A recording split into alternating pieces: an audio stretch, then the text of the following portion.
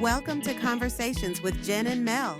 This show is about real life with real people, having real conversations, from better health to mental health and more. Let's check out the conversation right now with your host, Jen and Mel. Welcome to Conversations with Jen and Mel. Today's episode is Do Good Guys Finish Last? Listen, you all missed the whole debate between us and our director about good guys finishing last. So he said he's going to chime in on part 2. So already be prepared for part 2. But do good guys finish last? What's your take? Because I said no, that they do not. Oh, well, so what you think? Guys, what you say? Because I'm agreeing with Jen today. You know, me and Jen, we're always on different ends. So Mel and I started by talking about do good guys still exist? Okay. And the answer to the question was yes. Absolutely. Good guys still exist. So it morphed somehow into, but do they finish last? I disagree. But we have to wait till part 2 because we need more feedback from the producer. Anyway, so are we going to talk about, what did I say? Do good guys still exist do good guys? Yes. So part 2 is do good guys finish last? But part 1, today, right now, do good guys still exist? Good guys still exist. When I tell you, first of all, I am so blessed to have a good guy on my team running the show. I mean, my guy is a good guy. Now, I'm sure there was a whole metamorphosis between him becoming the good guy that he is, a whole lifetime of experience, but he is an amazing blessing.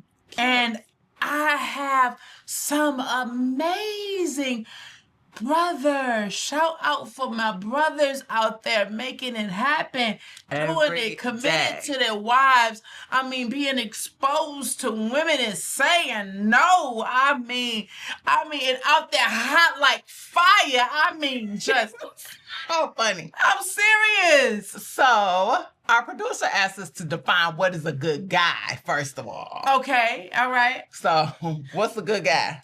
Listen, I'm starting with my own man, a man of standard, a man of good character, a man that when he says, a man of his word. A man of his word. Man of his word. A man that honors you, like he ain't talking crazy to you. He not flip-lip with you. He not calling you out of your name.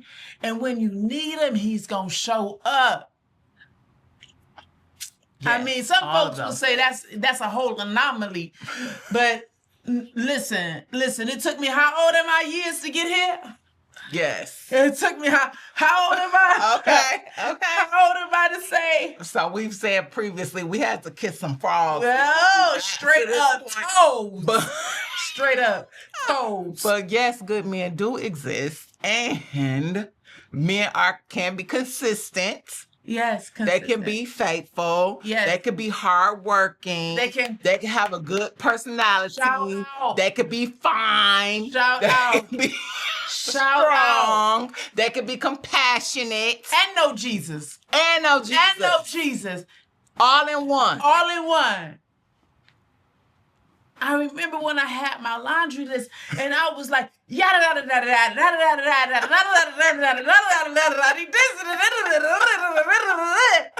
And my grandmother was like, that man ain't never been born. He ain't never, ever, ever, ever, ever been born.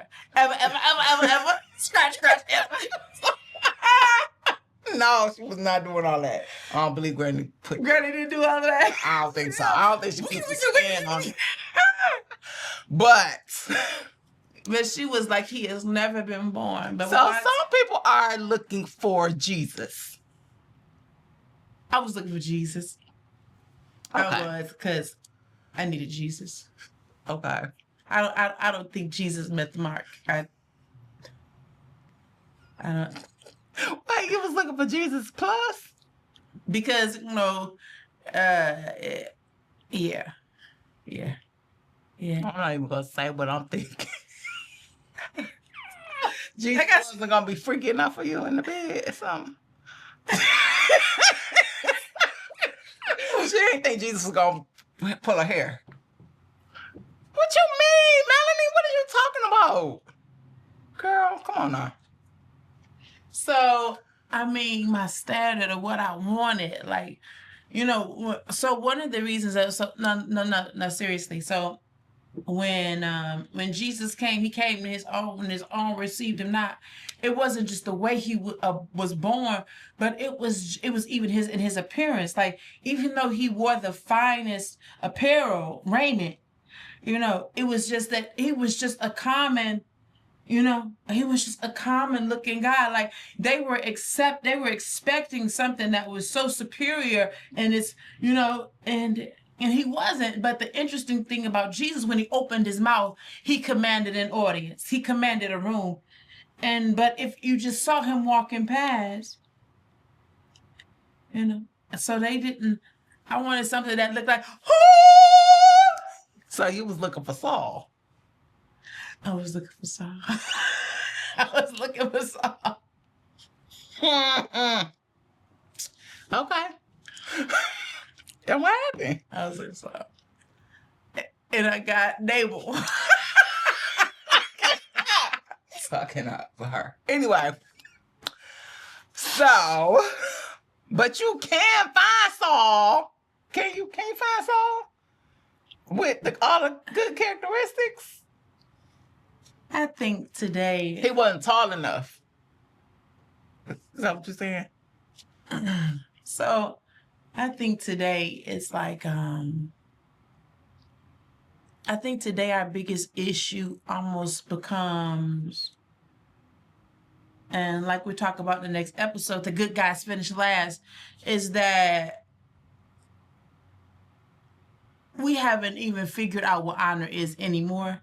And so when good guys finish last, or do good guys still exist, I think the standard of what a good guy is now has been so diminished. And everybody's so few people are looking for that anymore. I was gonna say, are they looking for the good guy? Exactly. So few people are looking for that. And I remember an older lady saying this to me, and this had to have been at least 20 years ago. She was like, I like a little thug in a man. Mm-hmm. And my thought was, now I was 20 years, this is 20 years ago. Now I'm 30 years old. I'm like 33 tops. I said, you like a little thug? No, I like a little thug in a nigga. Don't you visit him in jail? Okay, so I'll probably in my younger years, I might have said something dumb like that. Especially when young, she was old, she had grandbabies. But I'm just saying, in my younger years, I probably was looking for the little danger factor was attractive. Mm-hmm. Until, till stuff get real. And then you're like, okay, I'm not about to go to jail for you. I don't want to be an accomplice. And if you get put away for an extended period of time, I'm not waiting for you. Like, the reality of that statement is different from the ideal of what that's about. And so, I think really when we say we want a little thug in them, like, what does that mean exactly? So a little one that's a little street, got a little street in them. But you can have a little street and still be a good guy. I believe that. Okay. I believe that. All right. A little thug in them, though. A little thug. A nah. Uh-huh. I think when I think of thug, I think that kind of reminds me, put me in the mindset of I'm looking for someone that is a little risque, a little rough, a little risque, not always so respectful or a little thug. And, so I think that today it's almost common for someone to be disrespectful. the lack of honor has just gone out the window, and like we don't even look for honor anymore. And so guys who are respectful and honorable, they feel like, some feel like an anomaly, and others feel like they've been, like you said, do good guys finish last. Like I'm a bystander, like everything else is happening, yeah, outside of my world. Okay. Yeah. They may feel like that, which on our break, we're going to get a little bit more input so that we can respond accordingly. However, I don't agree. I'm just going to put that out there. I don't think good guys finish last. And I know that good men still exist, that there is a such thing as, well, if you're using the Bible definition of good, then no. Because there is nobody's good but God, right? But in societal standards of what we look for or how we classify a good person, respectful, kind, trustworthy. Okay, so let's flip the script. And so, at what point as women do we actually want a good guy?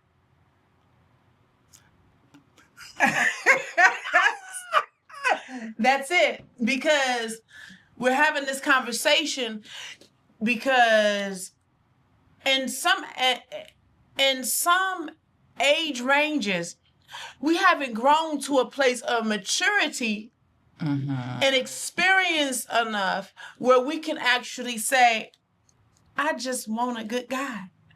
And I think it depends on what you're attracted to, though. Okay. So let me Because I always wanted a good guy. Oh, let me tell you from my own personal experience.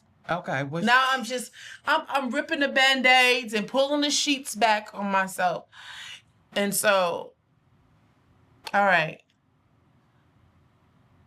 I remember I was 12, maybe 12. 11, 12, had my first boyfriend. You know, like real relationship. And yeah, it was real. Like he would like come and sit with me, but he was like 16. And he would come and sit with me and walk me, take the bus up to my school and walk me home and sit on the porch with me, and never tried anything with me, and was always just so mannerable and polite. And now, I don't mean to be funny, he had a little thug in him with everybody else. But because he understood that I came from a different place and I grew up in a different household, he didn't want to offend me. So our relationship he treasured. So he was always kind, never tried anything, always so respectful, even the age difference. And just extremely patient. And this was from junior high school to high school. Now, you know, that same girl that he got into the relationship with in junior high school that just moved to a new neighborhood and was in high school, she had a little itch. She wanted something more. And so now I'm like, I've got this great guy and he's not aggressive enough. Okay. Because that was the point that I was going to make. I think sometimes good guys may end up in the friend zone because they're so busy being good guys that they don't make their intention clear. But his intentions were clear. It was clear he was my boyfriend. It was also clear that he had to be the most boring guy. Oh my goodness. That he was a great boring guy. He was a great boring guy. Like, if I needed it, he was gonna do it. I remember watching him walk through miles and miles of snow. You was attracted to heartbreak because you preferred the risk taker, the person you didn't know if was gonna show up. So let's talk about it. Now I'm talking about stages. So when I was that innocent girl, the idea that he didn't want anything from me, it meant something to me because I was at an age where, I was this cute girl and these guys kept talking about these 2 minutes. I didn't quite understand why I kept being invited over for 2 minutes. Like, I don't mean to be funny, but how is that attractive? Please tell your sons to stop inviting girls over for a couple of minutes because in the movies they do it all night long. Okay. And so, no, I'm so serious. No, I'm so serious. I'm so serious. And it sounds That was that line? Right now, yes. Yes, that was their line for a couple of minutes. It's just a few minutes. Listen, that was their line. Another episode. That was their line. It's just a few minutes. Okay. You wanted to feel desire in that way, and he wasn't giving that to you? And so when I was young, this is true story. Like, this is my lived journey. And so that was so unattractive to me. The guys hitting on me to tell me to come have sex with them for a few minutes. That's not what I saw in the movies. So there was no connection, and I was selling myself short. Mm-hmm. So my reality was fiction in most cases. But that was the reality I had. And that's interesting because that is just how much the media helps us to form our identity, our ideations, and what and our perceptions. And so that is what I had perceived from the media, that sex was this passionate thing. If we were going to do it, it was going to be invoking and it was going to take all night. That was just my whole concept on it. And so when you were offering to do it for a few minutes, I turned down a whole bunch of guys, a whole bunch of them, like, because they kept talking about them few minutes. Okay. She was not interested in a few minutes. How to get back to what happened with the good guy and why? And so the good guy he never tried to get past first base. But then he went to be with Sally. Did you say he left and went to be with Sally because she was hot? No, I was hot and went to be with Joe. Oh, you was the hot girl. I was the hottie. And so, you broke up with him because I wanted to be with Joe. Oh, Lord. Okay. And then after Joe's just kept happening. And they just got I wanted to thug in a man. And the more disrespectful and more, and everything that I started out with that I took for granted. I came so far away from that that at some point it had gotten so bad. Oh my gosh, I would have done anything for that thing again. And so I think that what happens is when they talk about good guys finish last and are there still good guys out there, is that good guys are still looking for women who are in that process of becoming. Because once I got to a place of maturity, there's no such thing as being too nice to me. You can't be too sweet to me. My mother would say, what is too nice? Yes, what's that? It doesn't exist at a place of maturity. But the Bible says, train up a child in the way they should go. When they're old, they won't depart. So that's just like in parenting or any other relationship. Like there's some things that we extend to people that they're not ready to receive because they're immature. But if we catch them at another stage in their lives, they're like, oh my gosh, I'm so appreciative. Yes.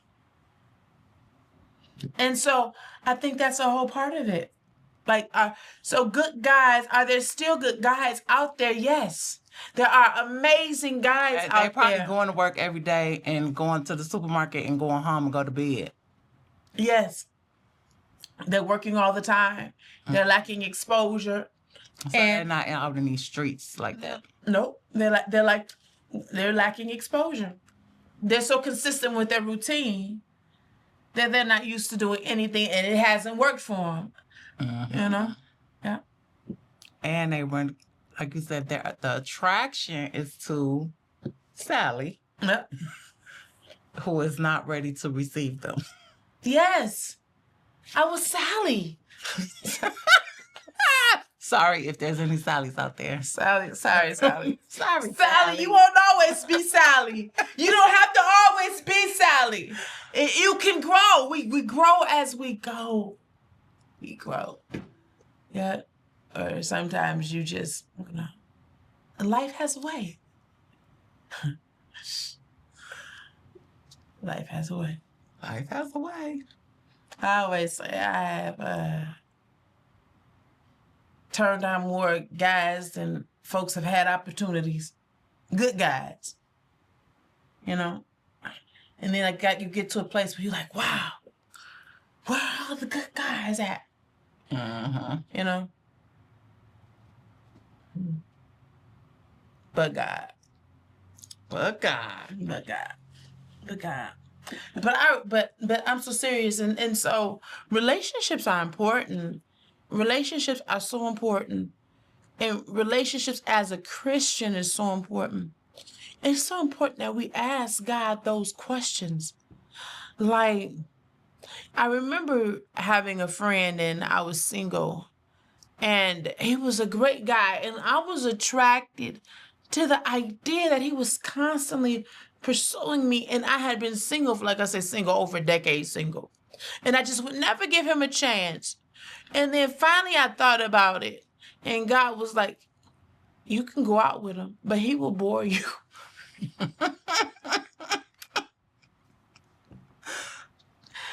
And so we need to, in Christendom. Okay, I have a question. Yes. What makes him bore? What about him was going to bore you? So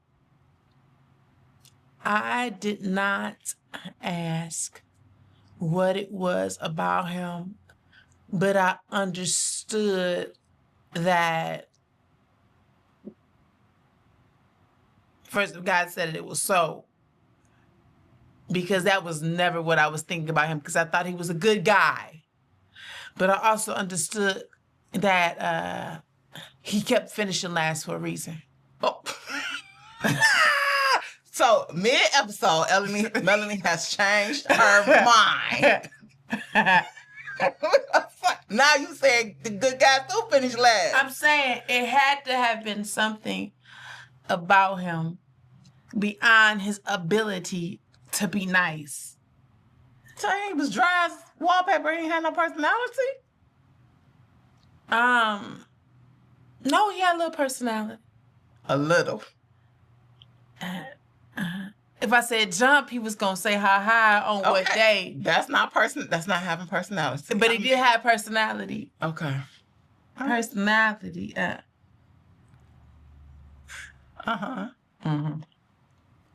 Okay. But that's not what. And so I don't know. I think he would have been a great catch for somebody.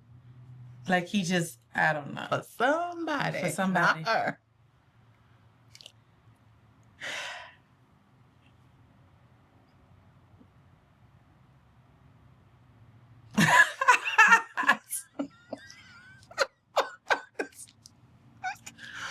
I am a good girl, and I have a good guy. I've got the guy of a lifetime, but he's my guy of a lifetime. He's the one that God created for me. So, he is so gentle and so kind and so patient with me, but he also has that side where he knows how to just say, wife, hey, enough. That's enough. You know how to bring me back in. And he doesn't do it with question. Like, he's not worried if it's going to be the end of us when he starts reeling me back in. He's not worried if he says no. then it's gonna be a problem, and so sometimes a woman needs that. I agree. Yeah. Nice does not equate to doormat. Yeah.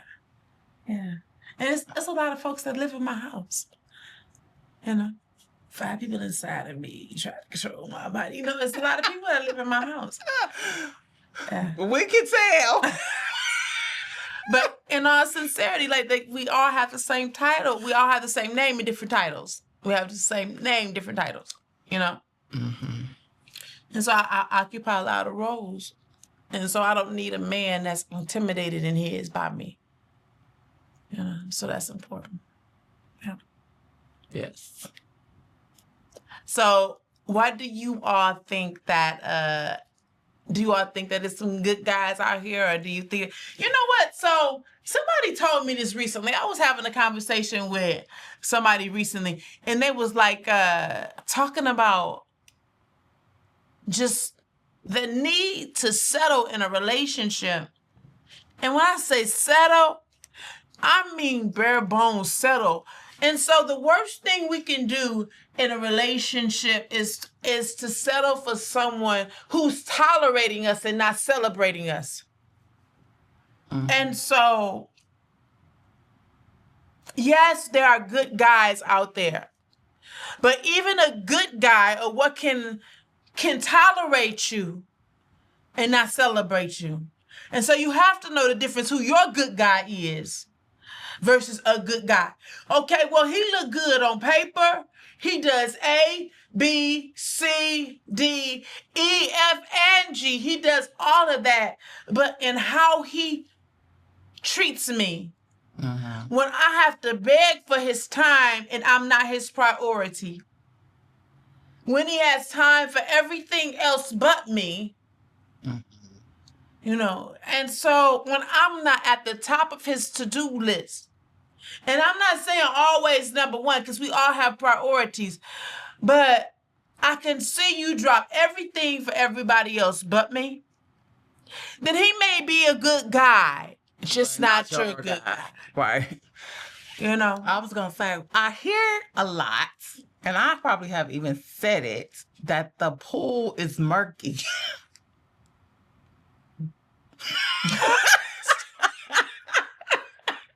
So there's a lot of dead fish and other things in the pool. Oh, Lord. It's the other things.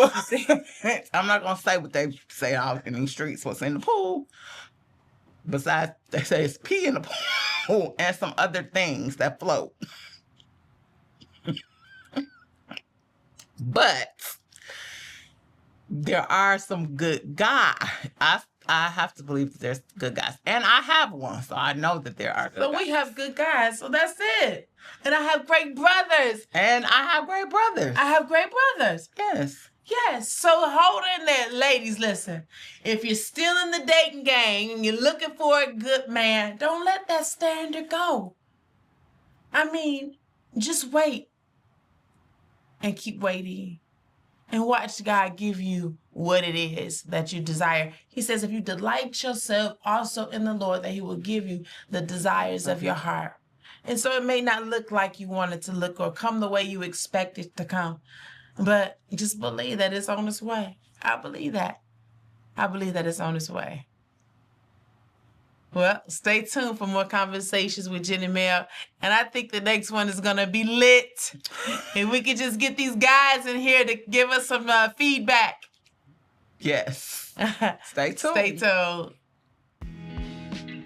I hope you enjoyed this episode of Conversations with Jen and Mel. Please join us every Monday at 8 p.m. for new episodes on Facebook, YouTube, Rick.tv, and the Rick TV app by way of Apple TV, Fire TV, and Roku. Don't forget to like, subscribe, and share. Join us again next time on Conversations with Jen and Mel.